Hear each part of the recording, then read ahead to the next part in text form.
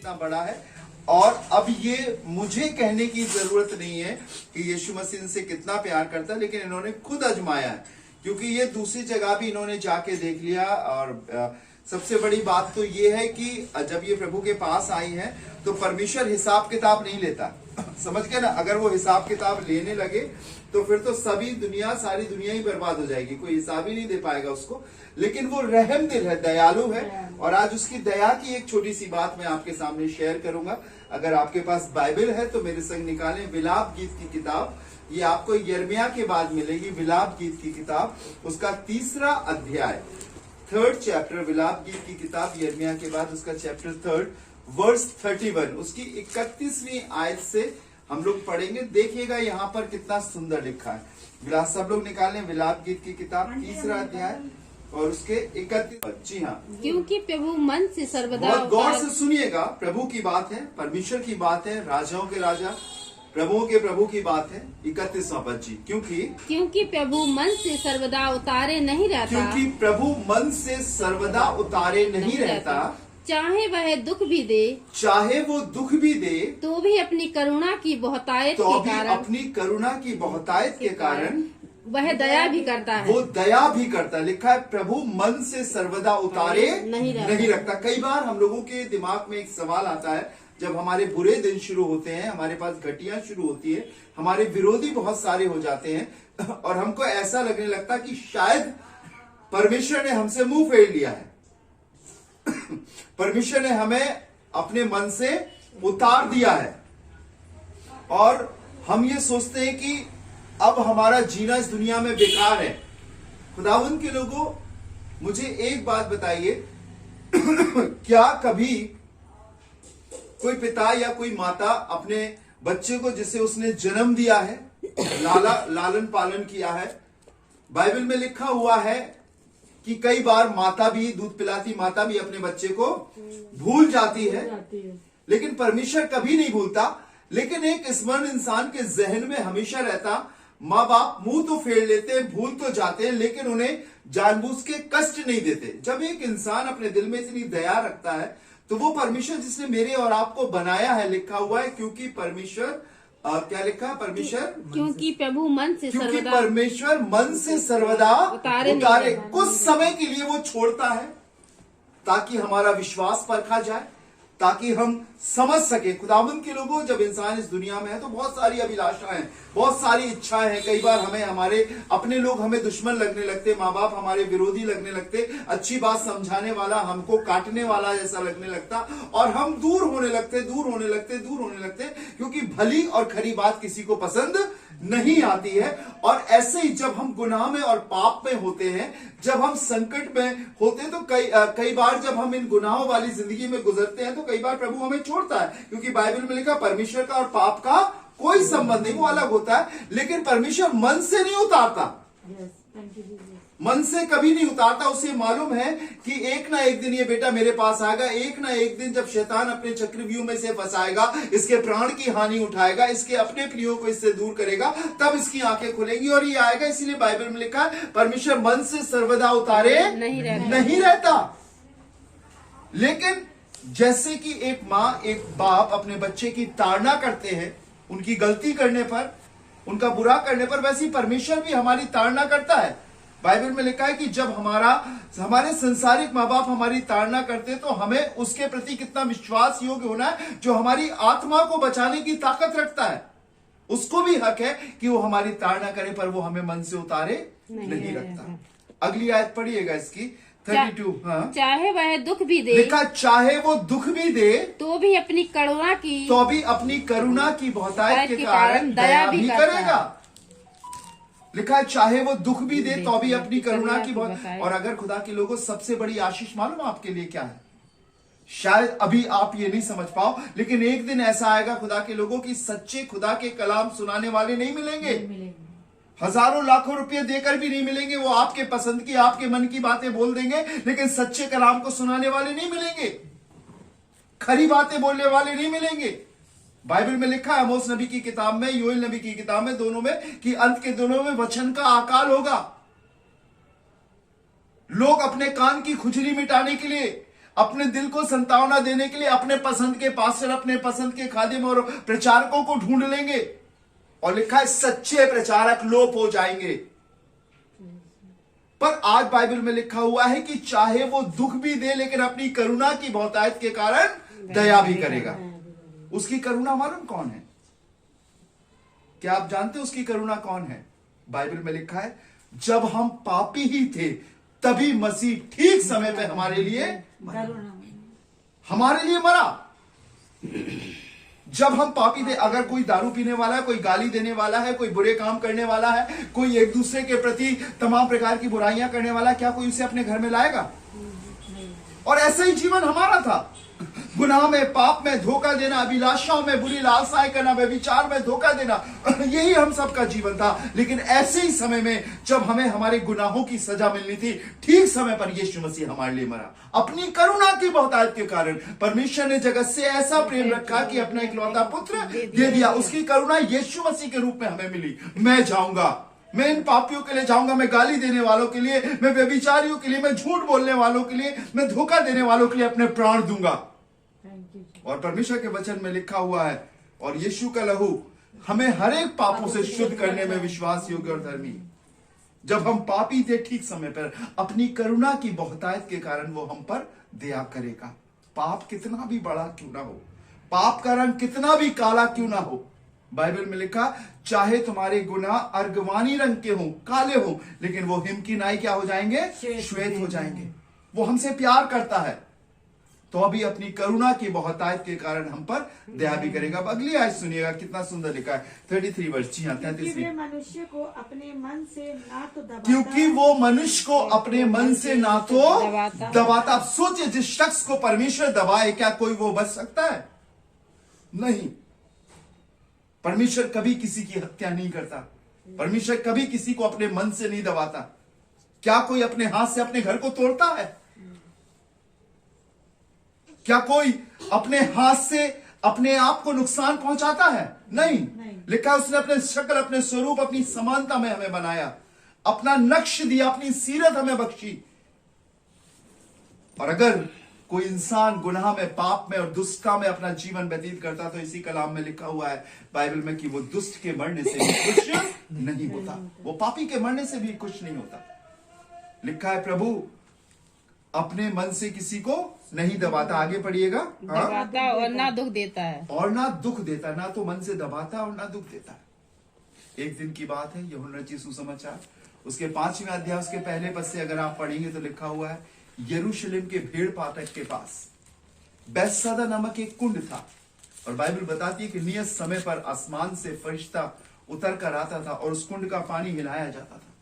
और जैसे उस कुंड का पानी हिलाया जाता था तो उस कुंड के चारों ओर बहुत सारे मरीज हुआ करते थे, तरह तरह की बीमारियों से ग्रसित। जो उस कुंड में सबसे पहले उतर जाता था वो चंगा हो जाता था। और ये शब्द बाइबल में है, चाहे उसकी कैसी भी बीमारी क्यों ना हो। यूहन्ना 5वां अध्याय पहले पद से पढ़ेंगे, 5वें पद से पढ़ेंगे तो वहां पर एक शख्स का जिक्र मिलता है। ये 38 साल से उस कुंड के पास पड़ा हुआ है। ये अपनी बीमारी में लिप्त है और इतना अपनी बीमारी में लिप्त है कि अब इसे आशा भी नहीं कि यहां से चंगा हो सके। एक चंगाई के द्वार पर रहने के बाद भी ये बीमार था, ये उठ नहीं सकता था, इसकी आशाएं खत्म हो गई थी। सिर्फ एक ही आशा इसके पास रहा करती थी कि कोई आएगा, कुछ दे देगा, ये खा लेगा और इसका एक दिन बढ़ जाएगा। ये अपनी आंखों से लोगों को चंगा होते हुए तो देख रहा था, पर चंगाई इसे नहीं मिल रही थी। और कहां पर था? जहां पर आसमान से फरिश्ता उतरकर आता था। फरिश्ता आप पवित्र जगहों पर नहीं जाते। फरिश्ते मालूम कब जाते? जब परमेश्वर हुक्म देता है। फरिश्ते अपनी मर्जी से नहीं जा सकते, जमीन पर नहीं आ सकते जब तक परमेश्वर हुक्म ना दे। लिखा हुआ है परमेश्वर की ओर से जिब्राइल नाम फरिश्ता मरियम के पास भेजा गया और परमेश्वर की ओर से आसमान से जमीन पर यीशु मसीह के समय में उस बैतसैदा नामक कुंड पर आसमान से फरिश्ता आकर उतरा करता था। लेकिन उस फरिश्ते के उतरने वाली जगह पर भी 38 साल से पड़ा बीमार अच्छा नहीं हो पा रहा था। प्रभु मन से कभी किसी को नहीं दबाता और ना कभी मन से उतारता है। अगर वो दुख भी दे लेकिन अपनी करुणा की बहुतायत के कारण सुख भी देगा। लिखा हुआ यीशु मसीह वहां से गुजरे, यीशु मसीह ने उसको उस दशा में पड़े हुए देखा और उससे एक सवाल किया, क्या तू चंगा होना चाहता है? मालूम उसने क्या कहा? हे प्रभु मेरे पास कोई मनुष्य नहीं कि जब पानी हिलाया जाए तो मुझे इस कुंड में उतारे, क्योंकि मेरे उतरते उतरते दूसरा इसमें उतर जाता है। इससे शिकायत करने लगा, ये कहने लगा कि मेरे पास कोई शख्स नहीं। यीशु मसीह ने इससे सवाल किया था, सुनिएगा क्या सवाल किया, पढ़िएगा। यीशु ने उससे कहा, हाँ, यीशु ने उससे कहा, हाँ, उठ अपनी खाट उठा। और ऊपर से पढ़िए, उस बीमारी ने, और ऊपर से पढ़े, यीशु मसीह ने जब उससे यीशु ने उसे पड़ा हुआ देखकर, हाँ, और यह जानकर कि वो बहुत दिनों से इस दशा में पड़ा है, उससे पूछा क्या तू चंगा होना क्या चाहता तू है? चंगा होना चाहता है? अगर आपको भूख लगी है, मैं आपसे पूछूंगा, क्या आपको खाना खाना है, तो आप क्या बोलोगे कि मेरे यहाँ खाना नहीं है, या मुझे कोई खाना नहीं देता, या आप ये बोलोगे कि हाँ मुझे खाना खाना है? सीधे सीधे बोलोगे मुझे भूख लगी है, खाना खाना है। इस शख्स से भी एक सवाल किया कि क्या तू चंगा होना चाहता? और सुनिएगा इसका जवाब, ये क्या कह रहा है। उस बीमार ने उसको उत्तर दिया, हाँ, हे प्रभु मेरे पास कोई मनुष्य नहीं कि जब पानी हिलाया जाए तो मुझे कुंड में उतारे। ये शिकायत करने लगा। अरे भैया सीधा सीधा रास्ता चलो ना। यीशु मसीह ने कहा जो कोई मेरे पास आएगा मैं उसे कभी ना निकालूंगा। अब जब यीशु मसीह के पास खुदा के घर में आ रहे तो आप देख रहे हो वो वाली आंटी क्या बोले, वो वाले अंकल क्या बोले, वो क्या सोचेगा, अरे अरे अरे अरे अरे अरे आओ ना तब तो जीवन मिलेगा। लोग क्या कह रहे हैं, इधर से सुनो, इधर से निकाल दो। और अगर आप यही सुनते रहोगे, यही चुगली करते रहोगे, तो जीवन के पास आने के बाद भी आपको जीवन नहीं मिलेगा। और इसलिए कलीसिया बिगड़ गई है। परमेश्वर के भवन में जाइए, कितनी गंदगी मिलती है। चर्च खत्म होने के बाद लोग यहाँ की वहां की दुनिया की बातें करते हैं। अरे भाई जिसने बुलाया उसके पास जाओ ना, उनके पास क्यों जा रहे जो बुलाए गए हैं। और यीशु मसीह ने भी उससे एक सवाल किया, क्या तू चंगा होना चाहता है? उसने कहा प्रभु मेरे पास कोई नहीं है। शिकायतें भूल जाइए। यीशु मसीह ने सभी के लिए कहा, क्रिश्चियंस के लिए नहीं कहा, ईसाइयों के लिए नहीं कहा, किसी विशेष धर्म के लिए नहीं कहा। उसने सीधा ये कहा, हे सब बोझ से दबे और परिश्रम करने वाले लोगों मेरे पास आओ, मैं तुम्हें विश्राम दूंगा। प्रेरितों के काम उसका पहला अध्याय उसके 19वें पद में लिखा हुआ है, मन फिराओ और लौट आओ कि तुम्हारे पाप मिटाए जाएं और परमेश्वर की ओर से विश्रांति के दिन आए।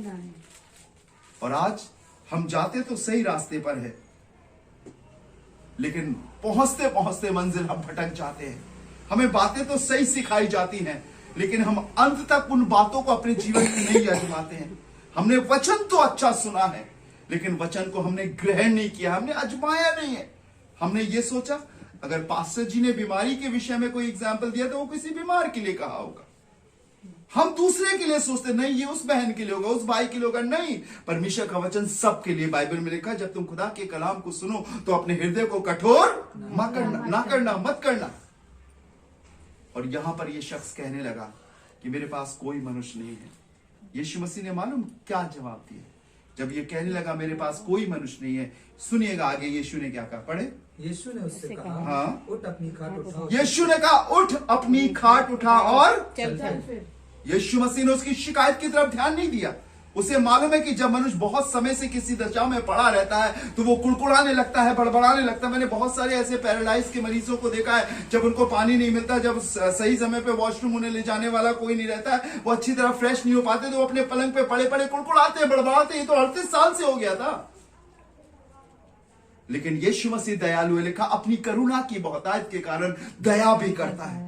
यीशु मसीह ने उसकी शिकायत की तरफ ध्यान नहीं दिया। यीशु मसीह ने यह नहीं समझा कि इसकी शिकायत का जवाब देके किसी ना किसी को यहां पर इसे उतारना चाहिए। यीशु मसीह ने स्वयं कहा, क्योंकि वो खुद में परमेश्वर है, खुद में वो सामर्थ रखता है, खुद में वो उद्धार करता है, खुद में वो परमेश्वर का पुत्र है। उसने कहा उठ अपनी खाट उठा और चल। परमेश्वर किसी को अपने मन से नहीं, एक दिन अपनी करुणा की बहुतायत के कारण दया करेगा।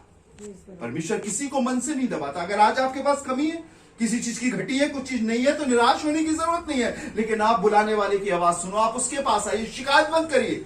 मेरा बिजनेस नहीं चला, मेरा काम नहीं चला, मेरे पास ये नहीं, नियत समय पर वो पूरा करेगा, क्योंकि वो किसी को अपने मन से नहीं उतारता। हमें ये देखना हमारा विश्वास मजबूत है कि नहीं, हम किस सच्चे परमेश्वर पर विश्वास करते हैं, संसारिक चीजों पर।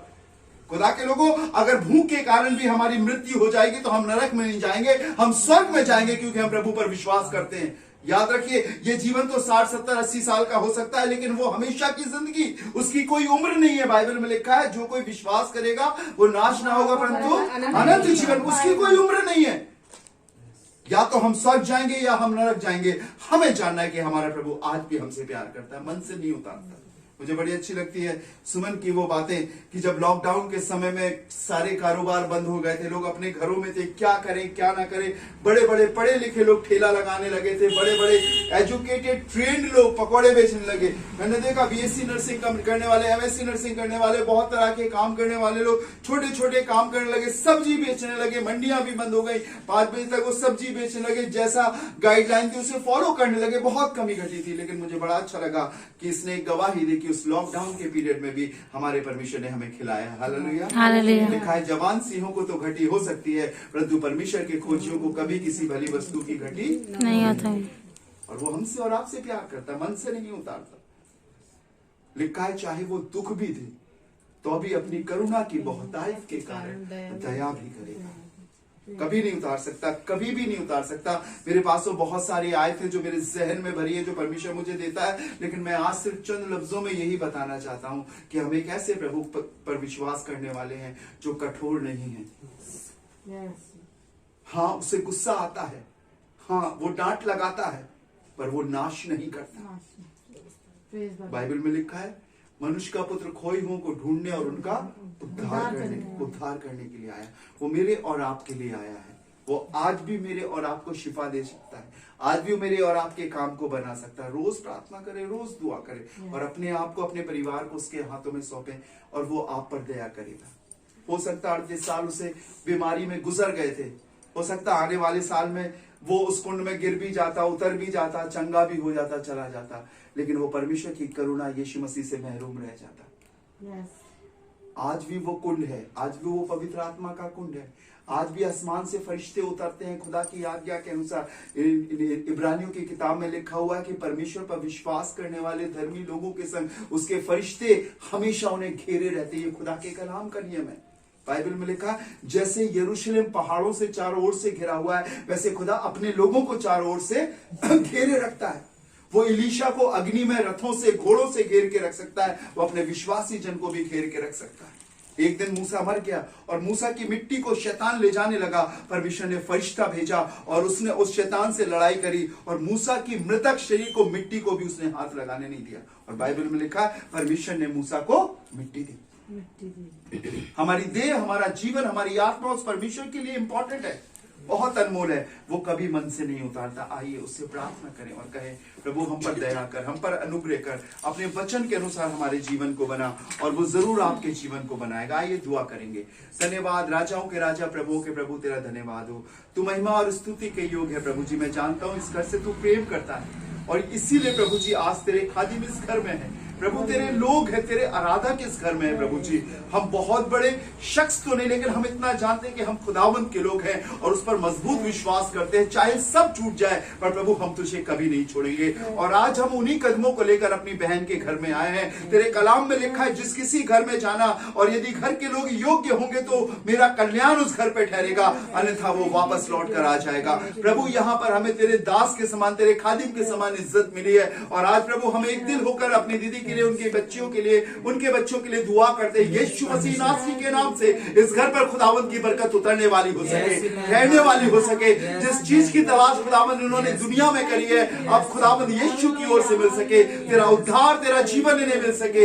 यीशु मसीह के नाम के द्वारा मेरी प्रार्थना है खुदावंत यीशु मसीह, मेरी बहन के लिए खुदावंत जो भी मसला है इनके ससुराल का, जहां पर इन्हें ऐसे लगता है कि उलझ जाएगा, यीशु मसीह के नाम से रास्ता निकल सके, तेरी बेटी आजाद हो सके खुदावंत, छुटकारा पा सके। ये नन्ही बेटियां खुदावंत जो तूने ले दी है, एक दिन प्रभु ये अपनी माँ के लिए सहारा बन सके, अपने जीवन को ऐसा बना सके प्रभु जी कि तेरे भवन में होकर प्रभु जी एक नन्हे फरिश्तों की मानंद गाने वाली, तेरी महिमा करने वाली हो सके। प्रभु मैं आज प्रार्थना करता हूँ पूरे परिवार को संभालना, दीदी की छोटी बेटी, उनके परिवार के लिए भी दुआ करता हूँ। और मैं विश्वास करता हूँ प्रभु जी जब एक माँ सच्चे दिल से तुझसे प्रार्थना करेगी घुटनों पे होकर, तो तू उनके खानदान का उद्धार करने में सामर्थ्य है, उन्हें लेकर आएगा। और एक एक जन प्रभु यीशु मसीह एक छत के नीचे जमा होकर तेरी महिमा करने पाएंगे। खुदावन तेरे हाथों में सौंपते हैं, इस घर को बरकत दे और आगे बढ़ा। यीशु मसीह के नाम के द्वारा खुदावन का जीवन इन्हें मिल सके, यीशु मसीह के नाम के द्वारा इनका उद्धार हो सके, यीशु मसीह के नाम के द्वारा शैतान और शैतानी ताकतें छोड़कर जाने पाए। यीशु मसीह के नाम के द्वारा आज प्रभु जी हम हर एक को तेरे खून में छिपाते हैं और छुटकारे और आजादी का ऐलान करते हैं। और हम जानते हैं तेरे वचन में लिखा है कि जिससे पुत्र आजाद करे वो सचमुच आजाद हो जाएगा, स्वतंत्र हो जाएगा। यीशु मसीह के नाम के द्वारा इस घर में जीवन आने वाला हो सके। प्रभु आपके हाथों में सौंपते हैं, सारा आदर सारी महिमा आपको देते हैं। इस दुआ को शुक्रगुजारी के साथ अपने जीवित उद्धारकर्ता खुदावंद यीशु के नाम से मांगते हैं, आमीन। और अब हमारे खुदावंद यीशु मसीह का फजल, खुदा बाप की मोहब्बत और पाखरू की रिफाकत और शराकत हमें से हर एक के संग, हर एक सुनने वालों के संग, जो अभी सुन रहे हैं और जो सुनने वाले हैं, अब से लेकर हमेशा तक होती रहे, आमीन।